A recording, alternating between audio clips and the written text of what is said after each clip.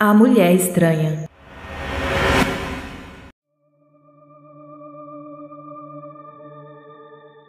Este relato não aconteceu comigo, e sim com a minha prima. Há alguns anos, meu tio e a minha tia estavam em processo de divórcio e o clima estava bem pesado na minha família. Como somos do interior, morávamos bem próximos e a família toda era bem unida, o que fez a energia negativa se espalhar para todos. Bem, nessa época, minha prima mais velha frequentava uma igreja católica na capital, Goiânia, e eu sempre ouvia relatos de que aconteciam muitos milagres nessa igreja.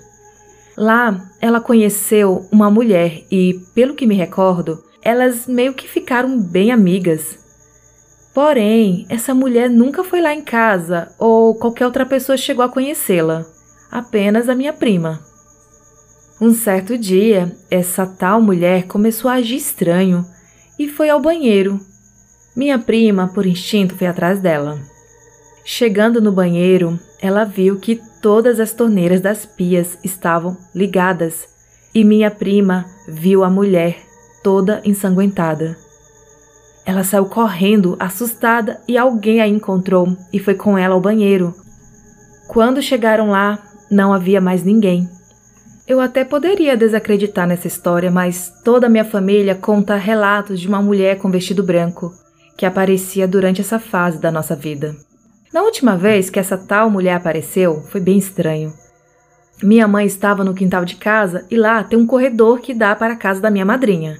Ela viu de relance uma mulher toda de branco indo em direção à casa da minha madrinha e, por instinto, foi atrás dela. A mulher atravessou a porta e minha mãe a seguiu. Chegando lá, a minha mãe deu de cara com a minha madrinha e perguntou a ela se uma mulher havia entrado na casa. Minha madrinha, confusa, disse que não, mas que estava indo atrás de uma mulher de branco que tinha visto dentro da casa. Ou seja, as duas viram a mesma mulher em lugares diferentes. Depois disso, a mulher desapareceu. Mesmo eu não tendo nenhum tipo de crença, essa história me arrepia muito. Recebi esse relato no e-mail e foi enviado por uma pessoa que pediu para não ser identificada.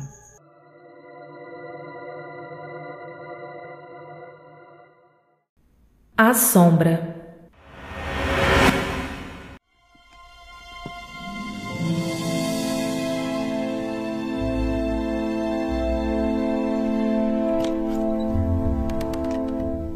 O relato que irei contar aconteceu comigo e confesso que não me recordava a data do ocorrido.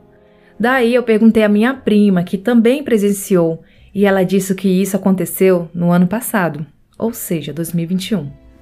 O meu avô materno tem uma chácara e, aos finais de semana, a minha família toda costuma ir para lá. Há muitas camas na casa, mas eu e a minha prima, por sermos muito próximas desde a infância e termos quase a mesma idade, preferimos dormir juntas na mesma cama.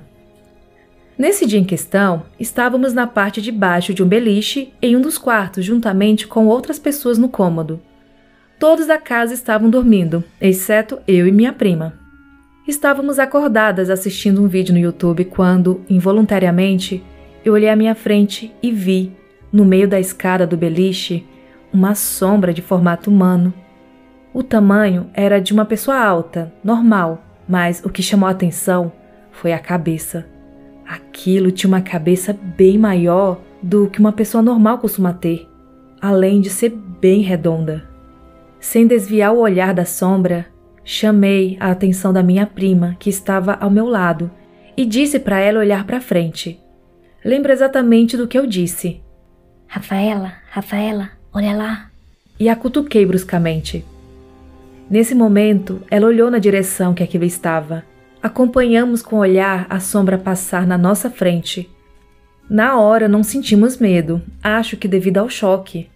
Mas hoje em dia eu não consigo olhar muito tempo para o quarto em que vi a sombra e nem fico lá sozinha, principalmente à noite.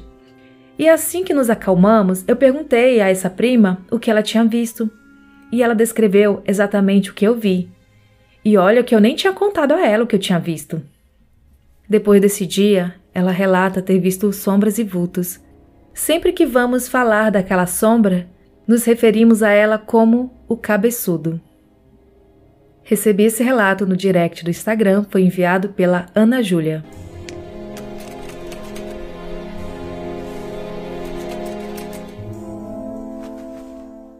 O espírito que perturba as grávidas da minha família.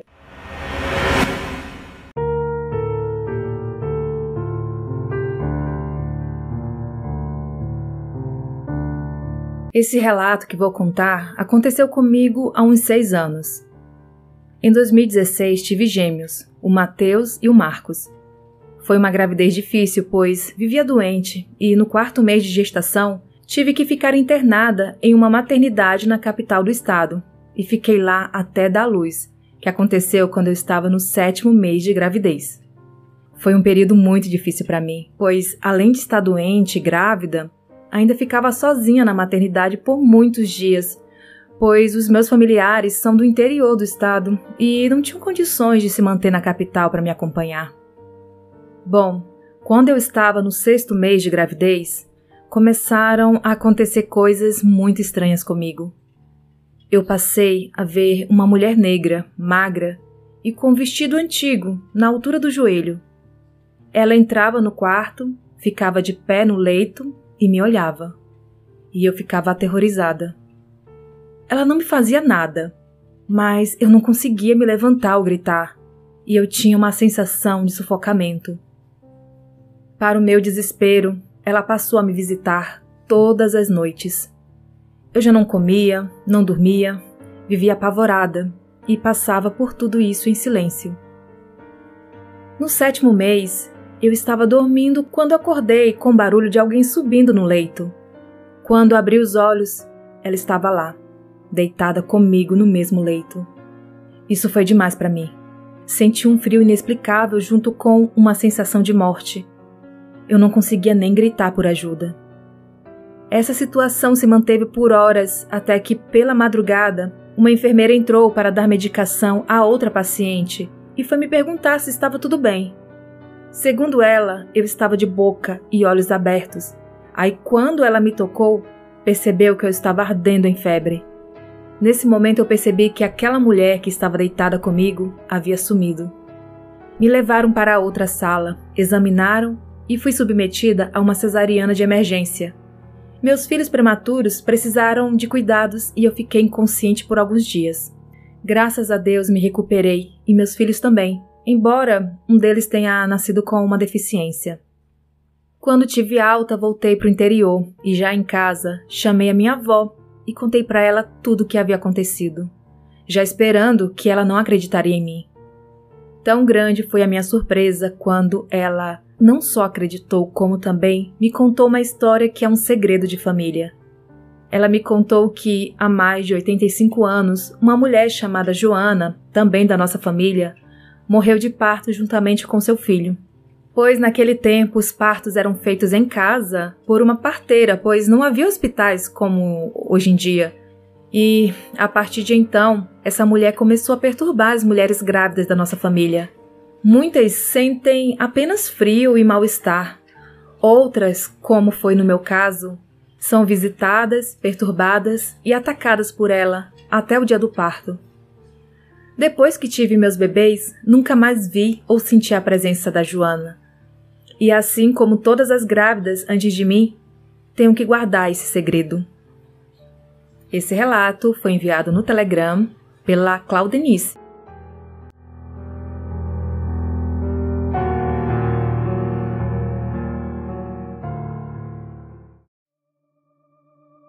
Sou nascido e criado em uma das capitais do Sudeste e alguns dos relatos que tenho para contar se passam aqui mesmo e outros na terra natal da minha mãe, sendo ela de uma pequena cidade de um estado vizinho. A princípio, vale informar que sou cristão de berço e meus pais se converteram em sua adolescência. Eu nasci na igreja, mas confessei a minha fé aos 12 anos de idade. Hoje tenho 23 e sigo firme na minha fé. Não me considero uma pessoa de alta sensibilidade espiritual no que tange ao sobrenatural, tanto que as histórias a seguir não foram vividas por mim, mas todas marcaram a minha vida tão profundamente que lembro de cada detalhe das narrativas. O Cavaleiro na Escuridão. Isso aconteceu no fim dos anos 60, no interior de Minas Gerais. Essa história foi relatada pela minha avó materna. Nessa época, minha mãe não era nascida e meu avô era um comerciante de certa influência na região. Sempre muito destemido e, a meu ver, até um tanto arrogante. Passava a maior parte de seus dias cavalgando entre os povoados vizinhos, levando mercadorias para vender, sempre ostentando na cintura um facão e um revólver.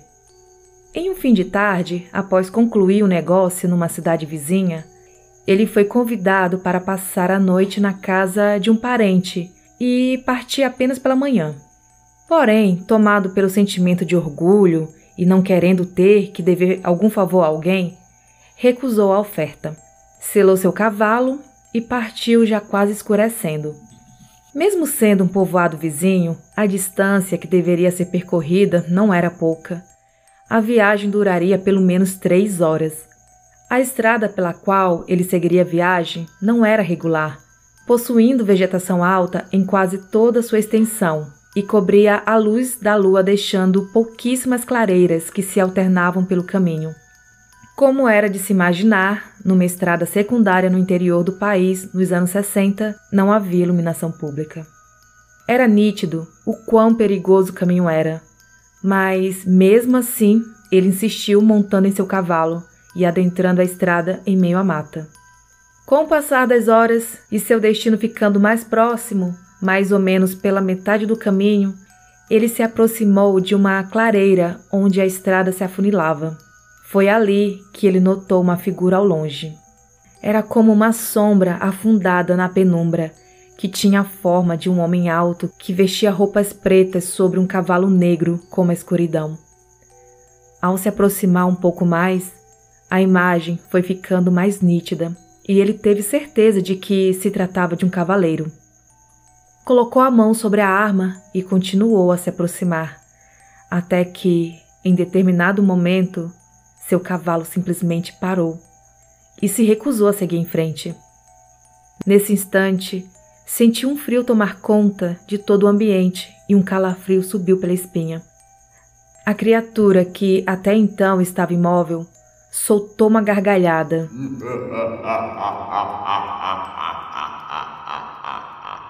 E num único ato moveu o cavalo em direção ao meu avô, que, incrédulo, num ato de desespero, deu meia volta no cavalo e correu o máximo que pôde, esquecendo até de sacar sua arma. Após cavalgar-se em direção e sem olhar para trás por alguns minutos, finalmente teve coragem de checar para ver se aquela coisa ainda o perseguia, constatando então que na fuga havia se perdido. Seguindo um pouco mais, chegou na entrada de um sítio onde viu alguns lampiões acesos. Entrou e pediu abrigo ao dono, um senhor muito bondoso que consentiu e o acolheu por aquela noite.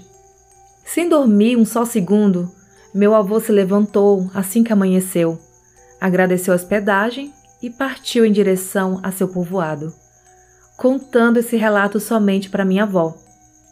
Passando posteriormente pelo trecho do encontro macabro, perceberam que estavam sob pés de gameleira, que localmente é conhecida como a árvore em que o diabo repousa embaixo. A criatura da noite. Esse relato se passa em 1994, na cidade em que moro atualmente. Na época, meus pais eram recém-casados e muito novos, tendo meu pai 24 anos e minha mãe 23. E nessa época assumiram a liderança do grupo de jovens da igreja. Sendo muito ativos e amados por seus liderados, a nossa casa sempre estava cheia, mesmo antes de terem seus filhos. Isso se manteve por muitos anos, até mesmo após meus pais deixarem a liderança de jovens para assumirem outros cargos. Essa história foi vivida por um rapaz que chamarei de Edgar. Na época ele tinha 17 anos e era um ex-usuário de drogas que havia se convertido. E a muito custo e apoio da igreja conseguiu se recuperar, se juntando ao ministério. Posteriormente, ele se tornou um grande amigo do meu pai, e essa amizade dura até os dias de hoje. Edgar pertencia a uma família desestruturada. Por isso, aos 18 anos, arrumou um emprego e deixou a casa dos pais, alugando uma pequena kitnet num bairro humilde aqui na minha cidade. Certa noite, após chegar do trabalho, caiu uma forte tempestade com raios e trovões, e por isso ele decidiu que ficaria em casa e não sair mais. Foi então tomar um banho para se preparar para dormir. No meio do banho, o fornecimento de eletricidade da região caiu, deixando a casa no completo breu, sobrando como única fonte de luz a área externa. Foi então que, pela báscula do banheiro, ele avistou uma silhueta o encarando, a cerca de 20 metros. Era uma criatura humanoide de mais ou menos 2 metros de altura, com olhos escarlates, que se destacavam na escuridão da noite. Era possível notar que a criatura também possuía um único chifre centralizado em sua testa. Num ato de urgência, trancou o chuveiro, colocou uma roupa e saiu de casa o mais rápido possível. Se encaminhou para o topo do monte perto dali, onde costumava orar, e nessa altura a chuva já havia cessado. Quando chegou no topo do monte, um forte vento se abateu sobre o local e a vegetação de capim alto se deitou em função da forte ventania. Foi então que ele pôde ver, marcado na vegetação, passos lentos que vinham em sua direção. Muito assustado, ele rapidamente desceu o relevo até chegar aos pés do monte. Ajoelhou-se pedindo misericórdia e proteção a Deus. Naquele instante, tudo se acalmou. E olhando para trás, já não havia mais nada. Retornou para casa tranquilo, apesar de assustado. E embora tenha passado algumas noites em claro devido ao ocorrido, nada parecido voltou a acontecer. Cerca de 12 anos depois, quando eu tinha 7 anos, ele me contou essa história. Lembro que fiquei muito assustado. Perdi o sono por umas 3 noites e tive que dormir com minha mãe até conseguir superar o medo. Anos mais tarde, eu entendi que mesmo que essas experiências tenham sido muito traumáticas, elas foram instrumentos divinos. Acredito que Deus nos mostra, através dessas histórias, que seu zelo por nós é imensurável e que batalhas ocorrem ao nosso redor, mas que o mal não pode nos atingir. Recebi esses relatos no e-mail.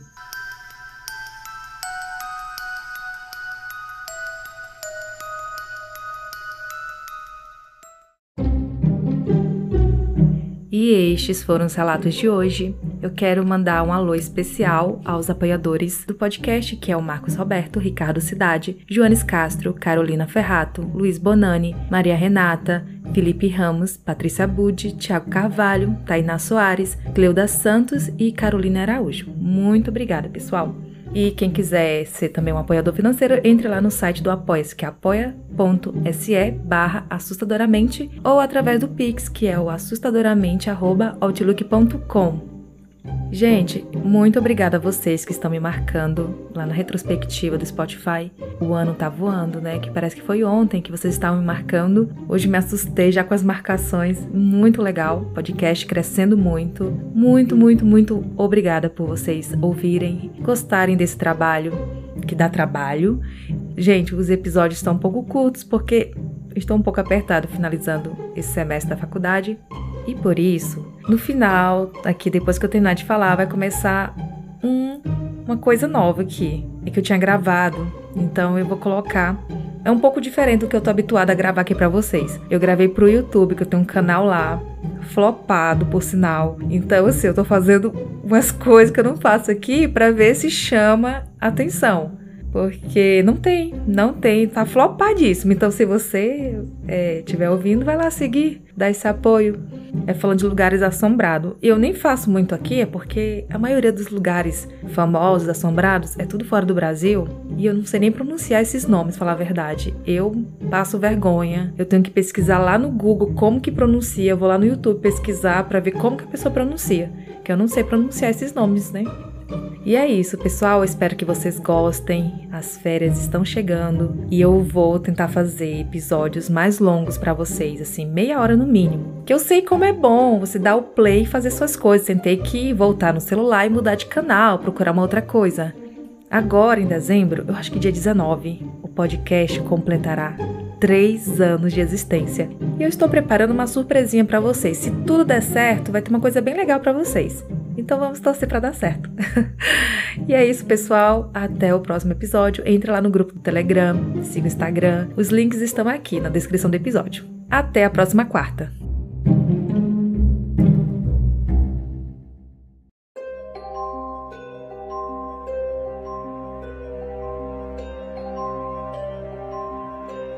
Cético ou não, é fato que hospitais são assustadores. Talvez sejam os longos corredores ou aqueles quartos claros junto com o odor etílico inconfundível, que desperta em nossa mente o temor da doença e da morte. Seja o que for, há algo neles que desperta vibrações assustadoras. O Hospital Old Change preenche todos os requisitos. Está abandonado e, de acordo com alguns relatos, possivelmente é assombrado. E por isso, é considerado um dos locais mais assustadores de Cingapura. O agora extinto Hospital Change foi construído em 1935 pelo governo colonial britânico, como parte do acampamento militar na área de Change. Incluía 2 edifícios militares, blocos 24 e 37, que fazia parte de uma espécie de quartel, que abrigava os engenheiros reais do exército britânico. No entanto, o apogeu do hospital durou pouco. Com o terreno sendo tomado pelas tropas japonesas em 1942 e usado como local de detenção para prisioneiros de guerra. Foi aqui que as coisas começaram a ficar sombrias. Embora o quartel ainda operasse como uma instalação médica para vítimas de guerra e militares feridos, durante a Segunda Guerra Mundial, o terreno foi utilizado pelo Kempeitai, que era a polícia militar japonesa, famosa por suas técnicas brutais de tortura. Há rumores de que o hospital mantinha as câmaras de tortura de Kempeitai, com base em uma suposta sala com correntes grossas penduradas na parede e pisos manchados de sangue. Com sua história questionável, não é de admirar que o hospital tenha ganhado sua reputação assustadora. Ao longo dos anos, até a independência de Cingapura e a retirada das tropas britânicas, o hospital passou por mais mudanças nos anos 70, passando pelos nomes de Hospital Anzuki, Hospital Militar do Reino Unido, Hospital das Forças Armadas de Cingapura e, finalmente, Hospital Change. Os serviços médicos também passaram a estar disponíveis para a população em geral, e não só apenas para militares e seus familiares. No entanto, a estrutura do hospital não era um bom exemplo de acessibilidade. Os pavilhões eram separados por encostas e colinas íngremes, o que dificultava a circulação pelo local, e isso impedia a execução eficiente dos serviços. As operações foram encerradas oficialmente em 1997, após a fusão com o Hospital Toa Payoh, para formar o Hospital Geral de Changi. Os corredores que antes eram percorridos por funcionários e pacientes se tornaram alvo de invasores e vândalos, marcando o início de sua nova identidade como Old Changi Hospital. O Old Changi Hospital está repleto de histórias e acontecimentos ao longo dos anos. Como se não bastasse a entrada de pessoas para vandalizar o espaço, começaram a surgir rumores de que satanistas estavam usando os quartos como locais para práticas demoníacas. Naturalmente, começaram a circular rumores de que o hospital era assombrado. Assombrados por sua história, os edifícios decadentes agora são povoados com fantasmas de soldados japoneses, pessoas executadas durante a ocupação e pacientes que morreram ali. Dizem que os corredores são assombrados por um homem velho que anda sem rumo, desaparecendo e desviando a vista. Uma mulher também foi observada em vários quartos. As crianças fantasmas vagam pela antiga ala infantil, e soldados japoneses ensanguentados e quebrados também foram vistos. Grandes explosões e gritos inexplicáveis também são ocorrências comuns.